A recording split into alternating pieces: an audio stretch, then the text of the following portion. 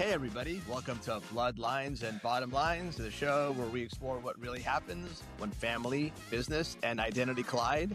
I'm your co-host, Robert Moskowitz. And I'm your co-host, Gershon Margolis. Hey Gershon. And each week we sit down with someone brave enough to talk honestly about the messy, complicated, beautiful, and sometimes painful realities of running a family business. These are the stories behind the legacy, the stories behind the trauma, the stories behind the bottom line.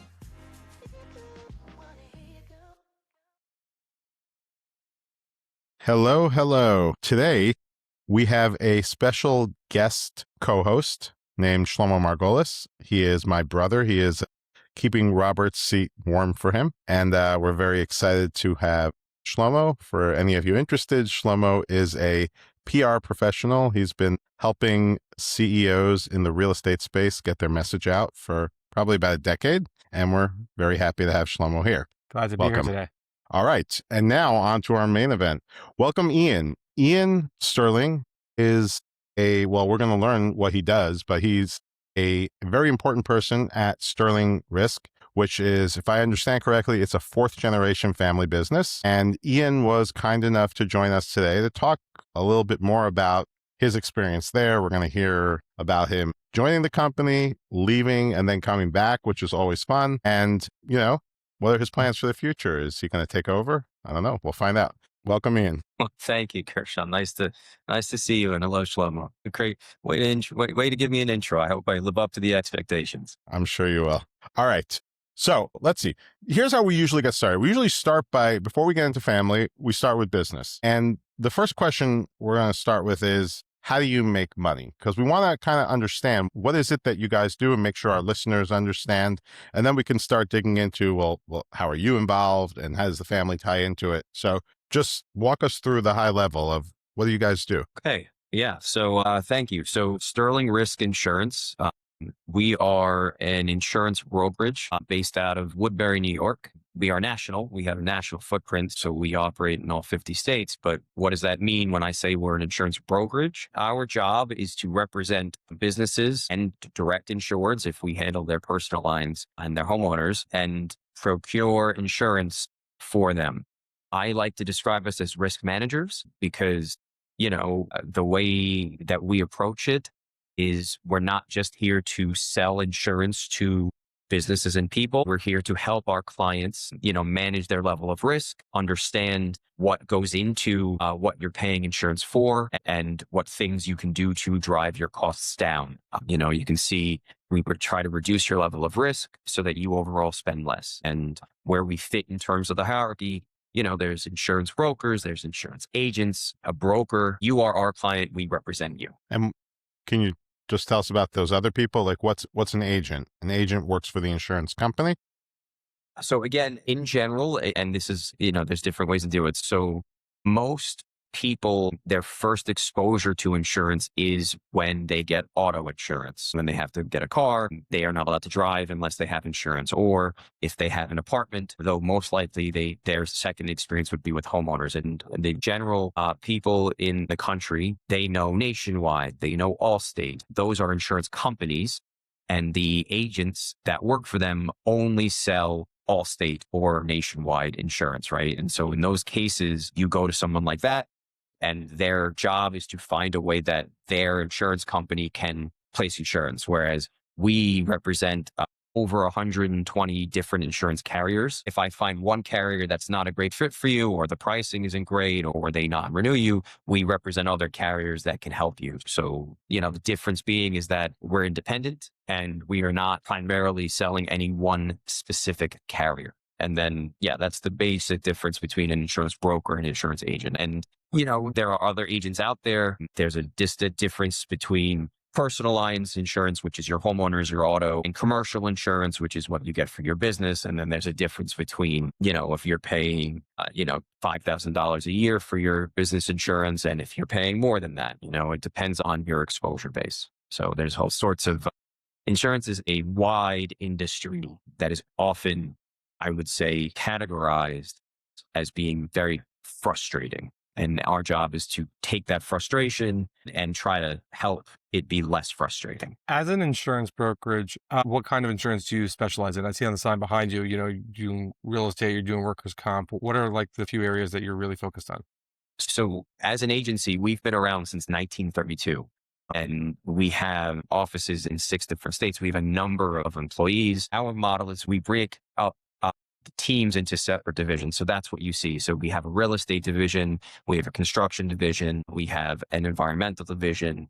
And each of those divisions has between 5 to 10 people in it. And it's run by a specialist, right? So our environmental division is run by a lawyer that knows the environmental space. Our real estate team has a team of people that have been doing real estate, property casualty insurance for over 50 years, combined. So what do we specialize in? I would say those categories are a good space. We also have a non-for-profit space. We also have a personal lines group, which does only personal lines. And we also have, which is not listed here, a group health division, which is for employee benefits. So when you ask what we specialize in, the answer is that we really do specialize in everything, just because we've been around for so long, because we're in New York and the entirety of our business has started in New York. We do lean towards the real estate and construction because there's a lot of that going on here, but it's an easier question for me to say, what don't we know about? And I want to be super clear. I'm saying we, because I have my own specialties, and if I don't know something, I have a team of people that can help me out with that. Now, did you take on all those different types of insurance through acquisition, or was that all organic? I would say it's a mix. 90% would be organic growth. We have recently been acquiring, and recently is in the past like 3 to 5 years, but the acquisitions that we've worked on just kind of bolster or fall into areas that we already really work with. So we have a recent acquisition that's focusing on transportation, right? So while I can't say that we have transportation listed up here as one of our specialties, now we do. We also have a bonding company for surety bonds that we acquired in the last few years, and that's a different thing. So I would say the expertise that we have is mostly from an organic base, but we keep growing and we're looking to add areas that can help us grow and that fit the needs of our clients. Got it. Insurance is a hot space now. I mean, buying insurance agencies, from what I understand, it's like private equity likes doing roll-ups in that space because I guess they assume it's gonna continue. It's a recurring revenue model typically, and it seems to work. What's interesting is, so I've been working in the industry since 2007, which is not very long, but we're located in Long Island, and there were a number of independent agents that had been around. And over the last decade or so, a lot of those agencies have been, partnered with a lot of the private equity firms. It's a tough space. Again, the insurance industry changes just like every industry, and we joke we're in this AI world now and everyone's worried about whether you get onto AI or you get off of AI. And there are people who remember when you had to fax an insurance policy, or you needed to get a wet signature in order to bind something, whereas like before email goes into place. So it's just the reason I bring up the technology is that, yes, there has been a lot of private equity purchasing a lot of the independent agents, not just in New York, but across the country. And a lot of that has to do with, it just has to do with the fact that the market changes, the insurance market specifically. We are finished and entering what's known as a soft market, and we've previously been in a hard insurance market. And what that means for people is for the last 10, 15 years or so, everything, and again, this is a general statement, but in general, insurance pricing or premium has gone up and the coverages available have gone down, right? And so now we are entering, it's a selective soft market, where some lines of business, specifically on the property side, there's more capacity available and the pricing is going down. But then a different line of business, like an umbrella coverage, that pricing is stable. And so the reason I bring that up is if you are an agency that has built on X amount of employees or X amount of policyholders, you were making a lot more money per policyholder over the last few years. We're now entering a market where you're fighting to keep every single insured you have, and you're making less money per client. And if you don't have the resources, that's when a private equity firm might want to come in and say, hey, we can help you out, give you the resources to stay steady and go from there. Got it. Now, one more question on the business model, and then we'll move on, unless Shlomo has any other questions. I'm curious, who pays, or I guess just what's the revenue model? Is that coming from the people who you're insuring? You're helping buy the insurance? Does the compensation come from the insurance companies? Who's, in control of that? So we work on primarily a commission basis, right? So when we send our invoices to our clients, there'll be, and every agent or broker in New York, there's transparency laws in place so that you have to disclose how much your revenue is. In different states, there's different rules. But to answer your question, we make money based off of the commission per account. So for every dollar an insured spends, there's a percentage of that dollar that goes to the carrier for their operating costs. And then there's a percentage of that dollar that comes back to the agent. And those percentages vary depending on the line of business, depending on the carrier that you're placing, depending on, how much business you have with the carrier in general. There are, that's our primary means of payment. There are different ways, like with some of our clients, we have a flat fee basis with them. And in those cases, we waive our commission, which you can't do all the time. There has to be specific circumstances where we do that. But, there's the primary means that we get paid is commission from the business we place. So if you think about it, if somebody starts their insurance policy today and they pay us or they pay the carrier, depending on how the money gets there, we might not see our revenue for a month or so. There's usually a lag on that. Okay. So you have pre-existing agreements with all the carriers that you work with? Do we have pre-existing agreements with all the carriers? Yes. Yeah. Again, let's keep it general. Like there are some exceptions, but in general, we have relationships with carriers that go back to the 70s or 80s, right? And then there are new carriers that come in, or new relationships that come in. I don't know that we have a contract with every carrier. That's a little bit outside of what I deal with, but I do know that we have agreements where, in order to maintain a carrier relationship, there has to be a minimum amount of business we send their way. And we also have to make sure that we maintain a certain amount of loss ratio. Like every carrier has to look out for their own interest just as much as we have to look out for ours, just like as a business owner has to look out for theirs. Okay. Interesting. I got a lot more questions, but maybe we'll leave that for another time. All right. So let's get on to family a little bit. So this is a 4th generation family business. Correct. Started by your great grandfather. So Correct. Can you tell us a little bit about that side of the story? And then what are your earliest memories of the business? So my great grandfather started the company in 1932. And then my grandfather and my great uncle came in, and they were the original Sterling and Sterling. And we had an office in Great Neck. And then my father and my grandfather took over the business around the 80s or so.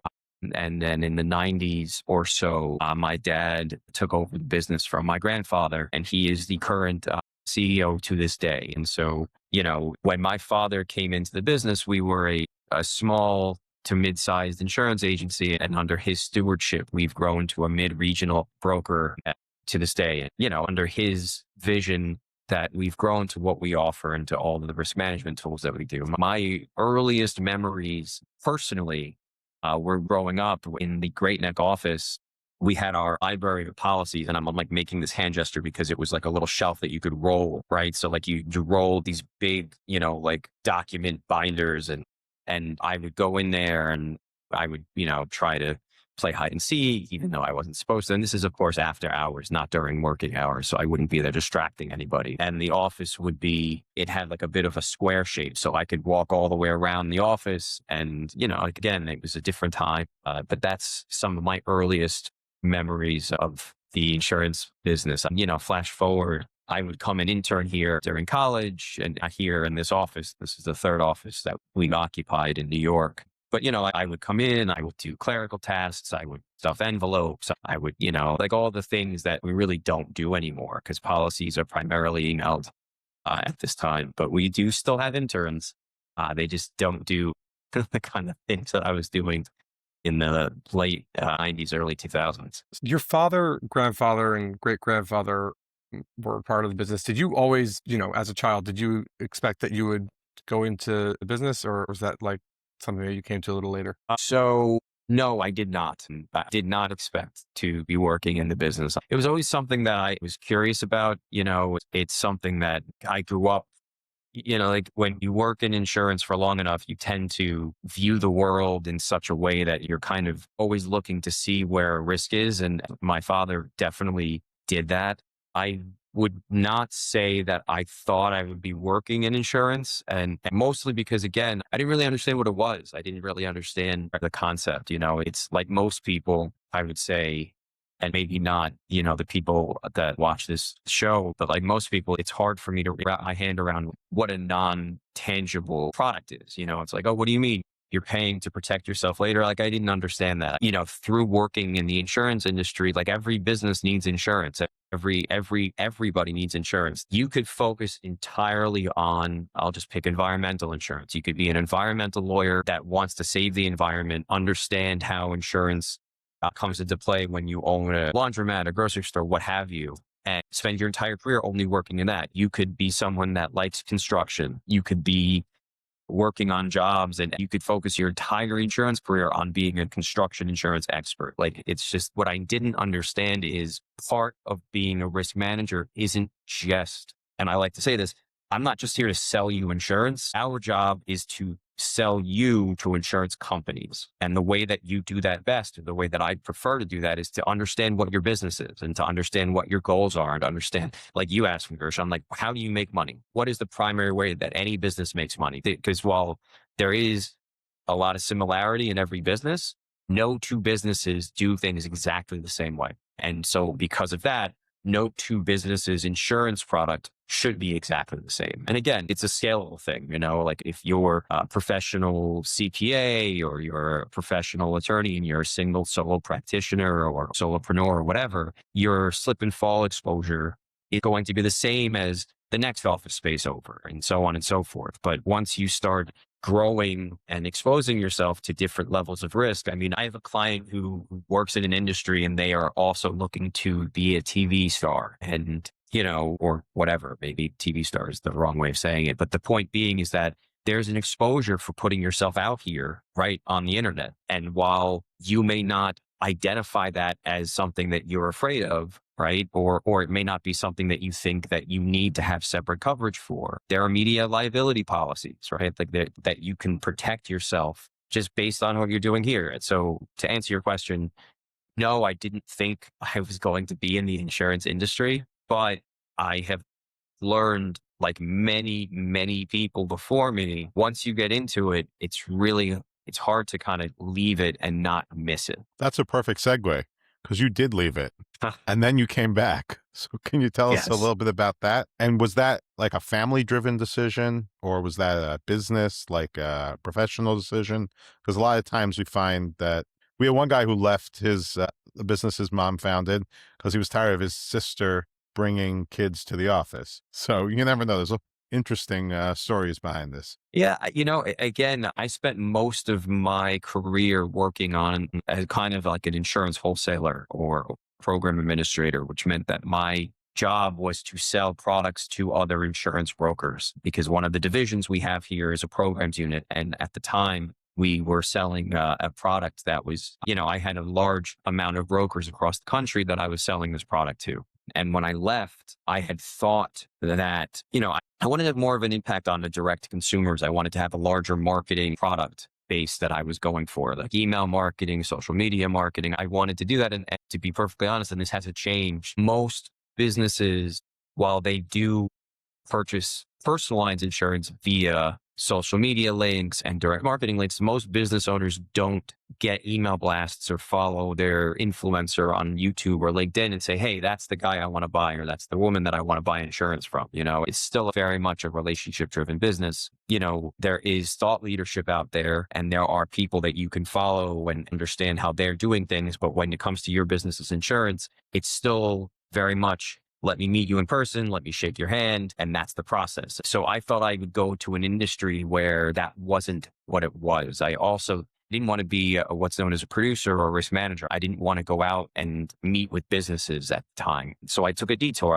I tried to be a social media manager for a public figure. I tried to work for social media companies. I tried to translate the skills that I had learned at that point, which was largely bulk sales skills, email blasts, cold calling, that kind of stuff, and apply it towards something different. And I found my way working for a homeowner's carrier because I thought, oh, maybe if I'm on the carrier side, that'll kind of scratch the itch that I was missing. So I already spent a year outside of insurance and I'm like, oh, let me get back in and see. And then working on that really hammered home for me that the unique position of an insurance broker, I was just being very short-sighted about what my opportunities were. And that's not because of family. It's not because of who I was. It's just because, we have producers, we have account executives, we have claims representatives. I mean, we operate ourselves very much modeled after a carrier in terms of the staff, and there's tons of opportunities here. So then I came back and still played in the wholesale space, but now I'm working as a risk manager and I'm identifying and working with businesses. And that's been very rewarding for me. Got it. Do you have some favorite type of business to work with? So I do. It's, I prefer the nonprofit space today. I prefer the nonprofit space, but the reason for that is most of these nonprofits are built around a purpose of giving back to the community, whether it's giving back education, whether it's giving back services to elderly, whatever it is, whether it's giving back art. Their mentality is very much operating without profit in mind, which leaves them very uniquely underserved in terms of the type of insurance they have, right? So it's like they're constantly having to balance how much can I afford versus how much I need, which really all businesses do, but it's felt much more keenly in that space. So I do have a favorite there, though I would say that I like wrapping my head more around real estate and construction, just because I've spent most of my career working in those spaces. So I understand the needs and everything. It's, again, as I work with more clients and I see the complicated nature of distribution, manufacturing, I mean, I get excited to see how that way of making money fits into being protected from exposure. Should we spin back into the family dynamics? There's very often a lot of drama in family businesses, but some people think that being in a business with family can in some ways bring them closer together. Interested in your thoughts on that, also relating to coming and going, how has that all been? It's all I've really known professionally. Like most of my career, I've worked in the family business. I would say that I spent less time outside of a family dynamic than inside of a family dynamic. So, I used to be like, oh, this is interesting. It's new. I'm definitely in it. It's, for me, I would say there's a lot more pressure to deliver working in this company, whereas because I'm not really just representing myself, even though I am representing myself, there's a lot to live up to. We've built a ethical business and that's important. We run our business via values. We have a values-based organization. So I currently I have my stepbrother who is one of our most successful producers at the company. We have my brother who runs our select small business unit. And we have my sister who is running our M&A division. And so we all kind of do our own things in the sense that we don't really step on each other's toes. And yet we're all trying to contribute to the machine that is this company. And I'm sorry to say that I wouldn't say that there's much drama in it. I will say that at family events, the topics of conversation are usually like, okay, well, there's my kids, there's your kids, and then, oh, did you know I have a meeting with this person? Oh, can I pick your brain about that? It's kind of like there are people I hear that function in such a way that there's definitely a separation of work and family. They're all so close together. I really wouldn't know what that's like. Have you ever had like a board meeting breakout at Thanksgiving? I wouldn't say that. We have our executive staff. The executive team here is not consisted entirely of family, right? So one of the things about our business is that we're structured in that, yes, there are family members that work in the business, but that doesn't necessarily mean that those family members are the executive leaders or that those family members are next in line for succession. It's sterling risk. If you embody our values, if you bring the values, you don't have to be a family member to be a leader here. In fact, I would say at its current state, most of the leaders are not family members. So, that's a positive and a negative. I can't just, start being like, oh, well, I'll watch, here's my 6-year-old. She's really cute. Can you weigh in on this thing for me? And so on and so forth. It doesn't really work that way. Okay. I was going to ask about leaders, but you've just told us that not everyone who's in the leadership, many people who are in leadership are not. So how do you think they're going to figure out who the next CEO is? At some point, dad's probably going to retire. Is that something that would go to a family member, or, look at the leadership team? It's mostly not family, and chances are it'll be one of those other guys or girls. So I would say that we've created a system here that is about who is both contributing to the company the most and also living the values. If that's happened when he is ready to retire, which I don't know when that is or what the plan is for that. I'm sorry, I do know what the plan is. I don't know the timeline, I should say. So when that happens, I'm pretty sure there are people in the wings that are capable of doing it. That doesn't necessarily mean it's going to be a family member. If it turns out that when that happens, then one of the family is in the position where they can hold the reins and steward it as best as they can, then sure. If it turns out that it's somebody else, we're very fortunate in that, again, like what happened to my father, which was that, okay, hey, this is what you got to do. You build it up whether you're ready or not. He's created a system where that won't necessarily happen, right? Like the biggest question, and this goes back to what you were mentioning before about private equity. I would say the biggest reason that a private equity entity would purchase another agency would be simply because the current leadership is not ready to give it up, or I should say ready to get on their exit ramp. And the generation they want to get on the on-ramp isn't where they need to be.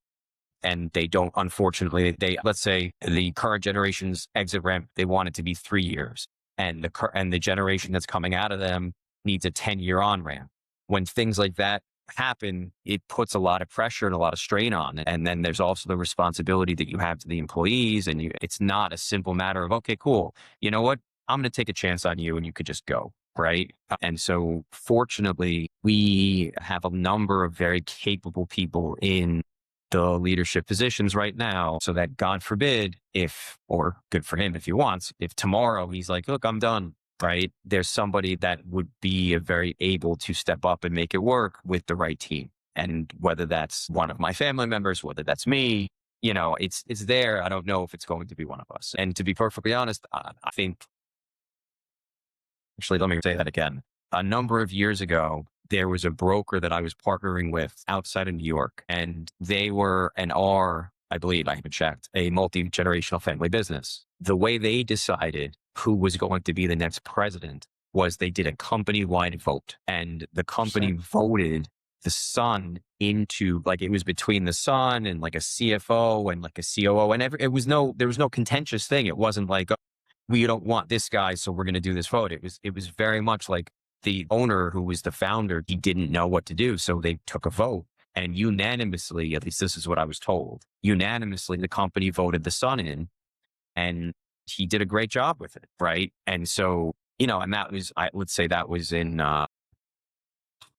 2007, 2008. Right. So less than 20 years ago. I don't think when I was told that story, the person that was telling it was validating himself in such a way, because he had started in the mailroom and worked every way up, and it's a great story. The pressure that he must have felt to deliver, I can't speak to, right? Whereas the infrastructure that is created in this company is such that we are growing, we are responsible for our employees. We have a large infrastructure that we have to keep going. So having the succession hinge on people or persons that's not necessarily ready for it, it's not something that it's not something I'd want to put on anyone else. Got it. You know what they say in a similar vein? They say that there's certain professionals, I guess wealth managers, are in the business of keeping rich people rich. And the approach to growing wealth is not necessarily the same approach to maintaining and keeping wealth. And so, when you're dealing with a business, when you've reached a more mature phase, you can't just hope someone in the family is the guy, and you got to have a more formal, well thought out. It's not like there's a couple of people and someone will do it. You have a whole infrastructure. I think you mentioned you have a few hundred employees. Like Correct. that's like a real company. You can't just like whatever, it'll work. So that's good. That means guys have thought about it. And there's a whole business of exit planning as well out there. Like for smaller businesses, I mean, probably any size, but often smaller businesses have not thought about it. And to avoid the concerns you were talking about before, where the owner needs to leave and there's really nobody to take over or no one take over on the necessary timeline.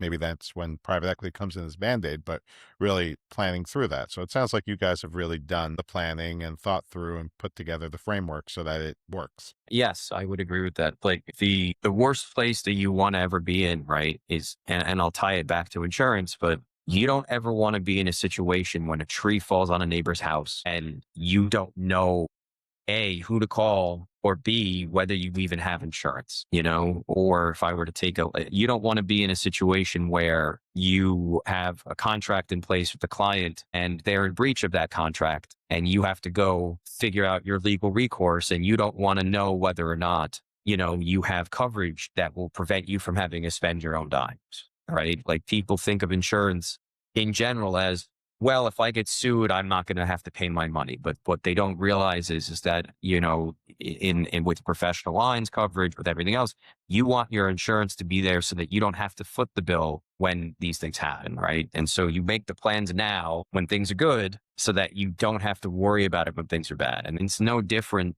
than any kind of corporation, it's no different than anything. And it's just, I don't find it funny, but I'm going to say it's funny. People don't start businesses thinking, hey, I really like the idea of strategically planning who's going to take this over for me next. Like that's not the first thing that somebody says. Like people say, hey, I've got this great idea. I think I can make money out of it. Right. Or I've got this great service. I think I can bring it to the masses. Right. And then are you as a business owner also supposed to become an expert in accounting and human resources and everything? No, you hire the people to do those things. And so, my father likes to say that it's been put together in such a way, and he's very grateful for the success that has allowed him to create this machine. And I'm the one that calls it a machine. I don't know if he's ever called it a machine, but I view any business as a machine. It's the engine that drives it. What's the engine that drives our business? What's the engine that drives your business? Right. And how do you accept it? You ever read the book by Ray Dalio on how businesses work? Yeah, I have not. I should put it on my list. It's a good book, but he talks about this, how it's a machine. You need inputs and outputs. And you figure out what's the problem, what broke, what didn't work. Anyway, so it's called Principles. He has another entertaining book about the rise and fall of empires, but we can leave that for another day. All right. So let's see. A few more questions over here. What's something that you learned only after joining the family business? Learned about the business only after joining? Or about your dad. Yeah. Or yourself. Okay. My dad always had the answers growing up, right? He was just very even keeled. He was very, he just always seemed to know what to do. And again, I hope that my kids think that about me. I know one of them doesn't, but that'll change as he gets a little older. I hope. But, like in hindsight, my dad was just he was just always there when I needed him. Right. And so what I learned about him, having worked with him, is really how incredible of a business professional he is. Like I've heard stories from people that have worked with him, but when I talk to clients, when I'm out at events and someone says, oh, I knew your father 15 years ago, he spoke at our business meeting and he ended up saving us like $50,000 because he pointed us the right way. Like it's just what I learned is he's seen enough to do it, but he constantly knows exactly how to educate and find the right tool to fit the need of a client. I mean, I have not seen him get flustered or not have the answer for some business need that came up, right? So I guess what did I learn about him is I learned how naturally adaptable he is and relentlessly intelligent he is, which I can say with a little bit of envy and not be afraid of that or upset about it. What did I learn about myself? Well, I learned that I actually also like to help people. It's my role is such that, well, I'll put it to you this way. In order to be a licensed insurance professional, there's a very low bar for entry. And that's not necessarily saying anything negative. It just means that in order for you to be licensed to sell insurance, you have to take like less than a year course. Whereas like other professional services, you have to go for years, you have to study, you have to go to grad school, right? And so there's different ways of selling insurance. I learned very quickly and continue to learn every day that the way that I prefer to sell insurance is always to do right by my client and to always do the right thing and to always give them the right answer. Some people don't want to hear that they need to buy certain policies, or they might say, well, you know what, like I'm going to be fine. I have a contract in place. And, it being a good trusted advisor saying you're wrong. I understand why you think that. If that's your decision, that's your decision. But understand that you're leaving yourself exposed and not trying to just say yes to people. And so that's something that I learned about myself. I happen to get better doing that every day. You mentioned your kids. Have you or will you be encouraging them to join the business? My oldest is 10 and my youngest is 6. I definitely think that I want them to be exposed to the business and understand what insurance means at an earlier age than I did, mostly because I want them to understand, just like everything, the earlier you start at something, the better you're ever going to be at it. And, I definitely don't want to force anyone to do anything, but I do want them to know that, it's never too early to understand how to make something work. And if there's a little bit of info they can glean going forward, then the sooner they can do that, the better. Good. All right. So we're going to change up our rapid fire questions. And then we have one final reflection question at the end. So the rapid fire questions, Robert, who is not here today, but Robert asks, I used to have these family oriented ones, but he's got some other good ones. So he starts with LA or New York. What's your preference? New York, without even, I lived in LA for 3 years and I left. So New York, easily. And I could spend the next hour telling you why, which I will not. All right. But it's not even a question. Well, I'm going to add in a curveball.